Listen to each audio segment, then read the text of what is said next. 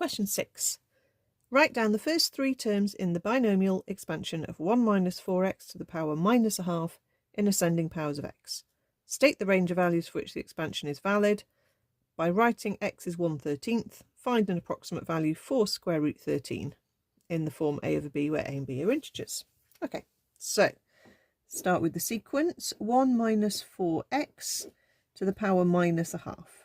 So we can just use our binomial pattern straight away. Make sure you've got a 1 at the start of the bracket, and if you haven't, you need to take a common factor, so you force a 1 at the start. So your formula from the formula book is 1 plus your n times your x, use loads of brackets, plus your n times your n minus 1, so get down 1, over 2 factorial, times your x in a bracket squared. And that's the first three terms. The 1 counts as the first term. Okay, let's work this out. Minus minus makes plus. 2 on the bottom, 4 on the top is a 2x. Minus minus minus minus is another plus. So what we've got here as a fraction is we've got a 3 and we've got a 4 squared on the top, and on the bottom we've got a 2, a 2 and a 2. Okay, or you can just type it in exactly as you see it, but make sure you pop a bracket around your minuses and things like that. Okay, so there are our first three terms. It's valid for your x, our x, in between minus 1 and 1. You don't have to put the minus in here. If you did, you'll probably just muddle yourself up with the inequalities, or you might. Because it's a symmetrical inequality, it doesn't make any difference anyway. You'll get the same answer. So you don't need the minus, but you do need the 4. You need to divide through by 4 and say, well, this expansion is only valid when x is between minus a quarter and plus a quarter. Then it says, write x is 1/13. You've got to substitute it into both sides. If you don't, it's not going to work, and you won't get any further marks. Okay, so 1 minus 4 lots of 1/13 is 1 take away 4/13 to the power minus a half. I'm going to put an approximately equal to sign now, because we're just stopping at this term.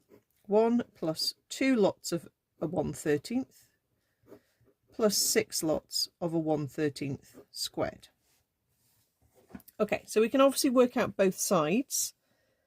1 minus 4/13, work out inside the bracket first, is 9/13. Now if you raise that to the power of minus a half, it might give it a third, but it's probably not, no. Okay, so we need to be a little bit more clever about how we deal with this. So a minus power is normally 1 over the thing with the positive power. If it's a fraction, you can just flip it, because 1 over is basically reciprocal. So we can say that's the same as 13/9 to the power half, and then 13 to the power half is root 13, and 9 to the power half is a 3. Okay, so the calculator didn't tell us it was root 13 over 3. We had to work that out. Let's work out the other side. 1 plus 2 over 13 plus 6 over 13 squared. So that's 201 over 169. And then all we need to do to get root 13 on its own is to multiply up by the 3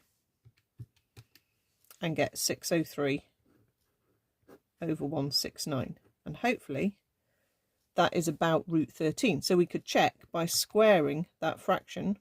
It's not far off. Okay, it's not amazingly close, but that's because we only had the first three terms and it wasn't converging that quickly. So that's the method. Make sure you substitute it into both sides. Don't just assume that the sequence side of it, the right hand side of it, is going to be the right answer, because it's not. Okay, You've got to see where the surd comes from on the left-hand side. Okay, that's the key to that part of that question.